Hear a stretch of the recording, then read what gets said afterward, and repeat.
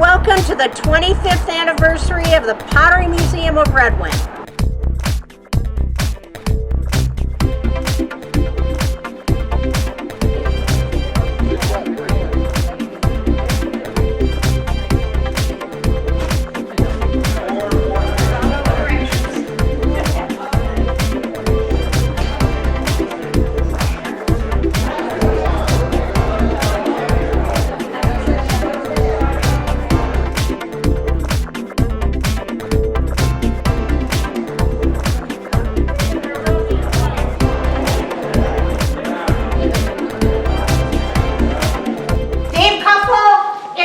Our MC for the night. Everybody knows Dave, probably. Can't be many that don't. And we all have stories, and I won't share any right now. You do the same way. Diane asked me to MC because I got a big voice. Yes. And it carries far, okay? I'd like to introduce Red Wing's Mayor, Gary Iacco. Good evening, everyone! Thank you very much for coming to Red Wing, Minnesota, our beautiful town. It's my honor to be mayor of Red Wing, and it is my honor. I have a proclamation I would like to read, if you'll join me. Pottery Museum of Red Wing Proclamation.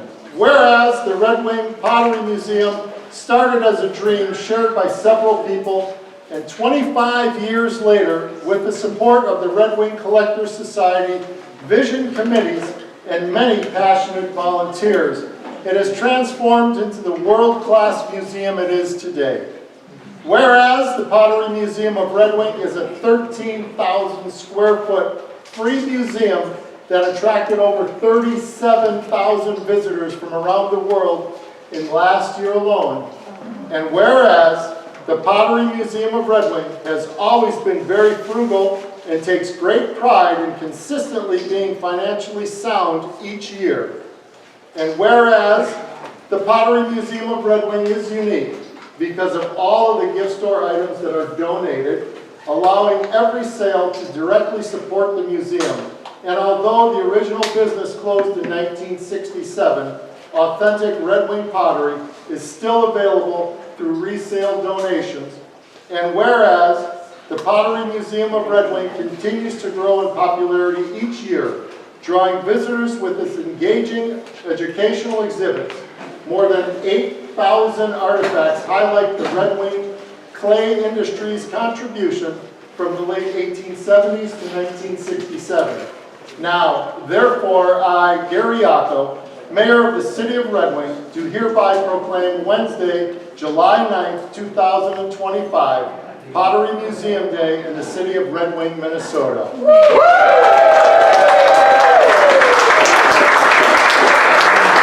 Thank you all for coming to our beautiful town. I know we have a lot of Red Wing residents here, but for everyone from out of town, our retailers are excited to see you. They're excited to have you. And remember, spend money in Red Wing. We love you. Thank you all very much for having me. Thanks, Gary.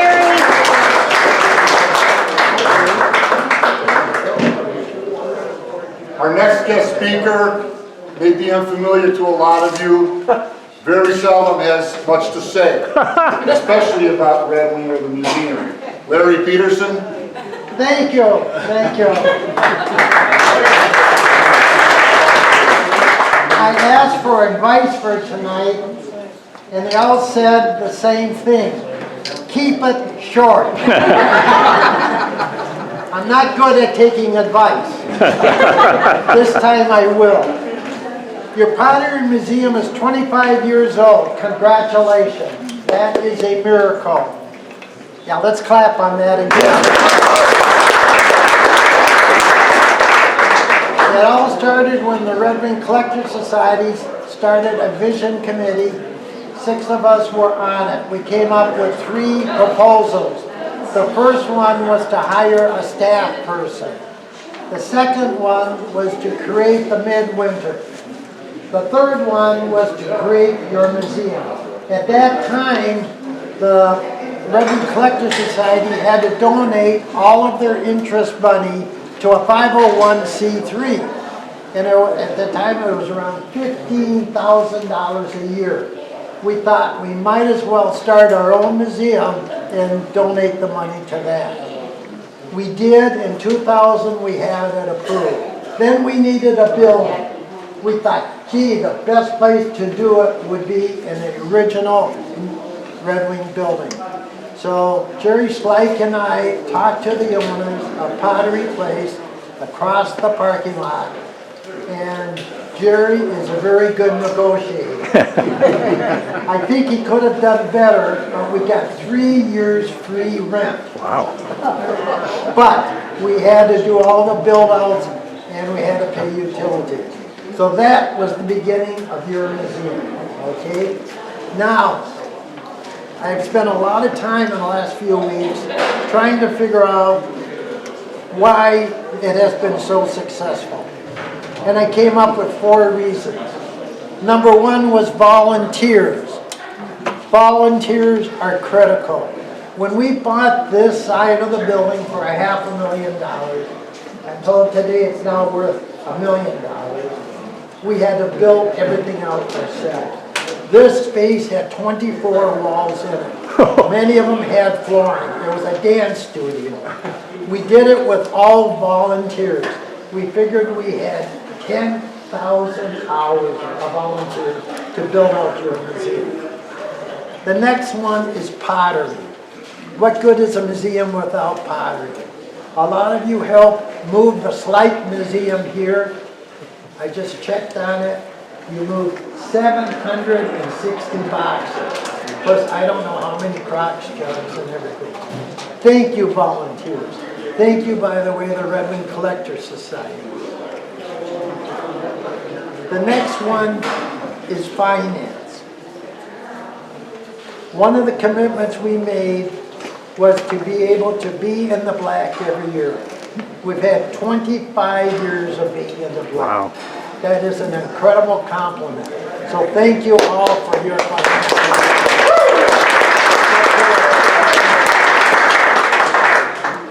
When I talked about the pottery, the one thing I wanted to share was, a few weeks ago I was waiting for somebody, and I spent about 20 minutes just sitting looking around. And so many tours, people say, what a beautiful museum it is. A lot of people have said it's the most beautiful museum I've ever been. I spent 20 minutes looking at it, and they're right. You have a beautiful museum. The last one is the most important. It's called passion. What makes this museum special is the passion. When you are here doing tours and you listen to the people from all over the world coming through, the one thing they all talk about is the passion you have. Congratulations, you have definitely built a world-class museum with passion. Thank you.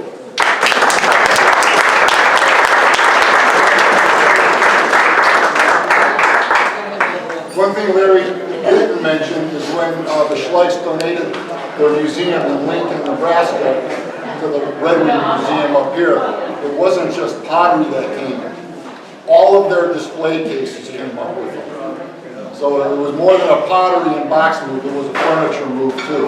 And it was quite the feat. Any broken pieces on that trip, Larry? We broke one packing and we broke one unpacking. We moved all of it over a month and a half and nothing got broken travel. It's a huge accomplishment. Thank you. Next is the Society, Red Wing Collector Society President, Jeff Floyd. Thank you. Thanks for coming, everybody. When Dave and Diane called me a few months ago and asked me to give a little talk on the background of how the foundation got formed, I had to do a little research, and in doing so I had to reach back and talk to a couple of past presidents of the society, Corinne Reed and Dan DiPasquale. And I also consulted our current historian, Nancy Lambert. Dan mentioned to me that his earliest recollection of a museum being mentioned It's about in 1984 or 85, he was standing in Larry's basement, and Larry then mentioned it was his desire to start a museum in Red Wing.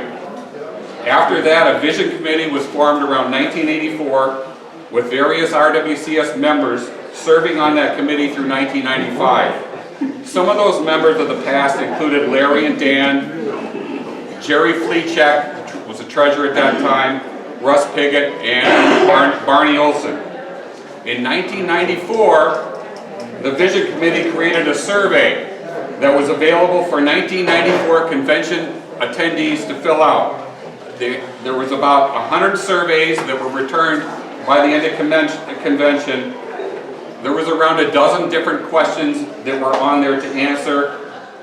The first one was, should the RWCS establish a foundation to handle donations? Results were yes, 64%, and no, 36%. That was the process to start the museum and the foundation to get going. A little bit later down the road, along came Jerry Schleich from Lincoln, Nebraska. And along with Jerry came his 5,000-piece collection that he had put together his own personal museum out there. Jerry was a very interesting guy, very interesting. I spent a lot of hours with him during board meetings when he later became treasurer. One time, Jerry was a local real estate developer in the Lincoln area. And so one time I found myself alone with him during one of the board meetings when we were taking a break. So I just casually asked him, I said, Jerry, do you know Nebraska's most famous living person alive right now? Which is who? Warren Buffett. He said, and I asked him, I said, have you ever done any business with him? He says, no. He says, my business is mostly on the local level, where Warren's business is on the worldwide level. He says, but, he held up a finger and he said, but I do have his cell phone number. So, by a unanimous vote of the RWCS board, in February 2000, the Foundation Museum was formed. So, at that time, the RWCS board consisted of Corinne Reed as president, Winnie Calicote vice president, Sue Jones was secretary, Jerry Fleechek was treasurer, Steve Brown was historian, Wally Armstrong and Jerry Erdman were reps, myself and my wife were auction managers, Larry and Kathy Roshan were commemorative managers, Jeff and Ruby Benson display managers, John and Kim Key were membership managers at the time. And then shortly afterwards, the first foundation board of directors was formed. John Key was the first president, Diana Hallstrom the first vice president, Larry was the treasurer, Margaret Ekdahl was elected as the secretary. The other board members were Corinne Reed, Jerry Schleich, Ron Lindy, Steve Brown, and Dave Hallstrom. And that's the beginnings of the foundation. Thank you.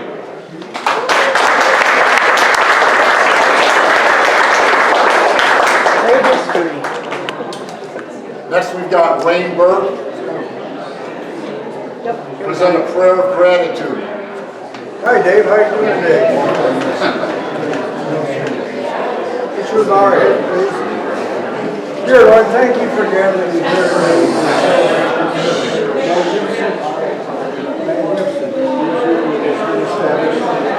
Hard work of all the people here.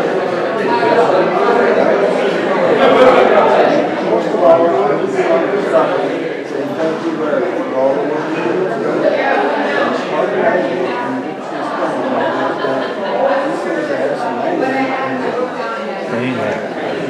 these things are amazing. All right, I'm going to perform the toast, and I'm going to do a quick cliff notes. The museum isn't going anywhere until we have a 501c3. The 501c3 was granted to us in the year 2000. 2001, we opened the first museum across the street. Larry talked about the free rent we had for 3 years. It was 3,500 square feet. It was on the 3rd floor. The place was previously like a t-shirt shop or something. And if you're familiar with the building, everything's wood beams, wood floor, wood everywhere. And there were probably 50,000 staples stuck in the beams across, posters and advertising and whatever. And Diane Hallstrom wasn't going to let us go any further with the museum until all the staples. I knew that was gonna come out now. Did you get on the ladder? Oh, yeah. Okay. It was a lot of work. Pre-MS. And as we were setting the museum up, of course, you're making a little bit of dirt and stuff, and Diane was chasing us around with a vacuum cleaner, making sure everything was neat and tidy. So as we were setting those display cases in place, we had them on a platform, and Diane went out to get sandwiches or something like that, and I took some sawdust and poured it on the carpet and put the platform on top, put the display cases in place, and once it was all set, I showed Diane the picture. I said, "This is under that." And it was there when we moved it. So we went from 3,500 square feet to 13,000 square feet. And this is the space you see, or this is what you see, the effort you see, the results of the efforts that were put forth. In the meantime, the Society and the Foundation partnered to build a pavilion down in Potter's Park with the 2 storyboards. I don't know if you've been down to see that or not, but it's down, go down over by the river, there's Potter's Park down there, and we put the pavilion up with the storyboards. We also were gifted about a 1/4 acre of land that is the dump. It belongs to the foundation. No one can ever put asphalt on top of it, build a building on it. It's our property. It's an irregular shaped piece of property that's inaccessible, basically, from a public road, but it's there and it's ours. Okay? Recently, we acquired the kiln, the longest tunnel kiln in the world at its time. And restoration efforts are being planned right now to get the kiln stabilized and protected. All of that taken into consideration, the number of people, the number of miles traveled for moving the Schleich collection, for coming to foundation board meetings, society board meetings, from all, from the West Coast, for the Selfridges, from the West Coast, and they were on the board of directors for the foundation. The time, the money, the sword fingers from pulling staples out of the wood beams over across the street. There's a lot of people that have supported this effort in a lot of ways. Some with money, some with pottery, some with their time. And this is a tribute to all of you who helped bring this together and make it be today what it is. For 75 years more There you go. of the Red Wing Pottery Museum.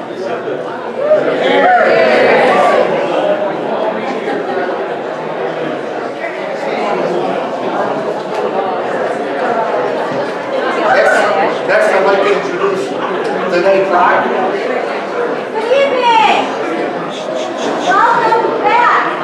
Thank you all so much as I listen to the stories and the history shared. All of the things that have been coming to my mind has been stated so well. And I think back to that notation made in 1984, the creation of the foundation, and the idea of the dream of the museum, and how far we've grown and how many things we've done together with our passion. The future is really just what we can imagine.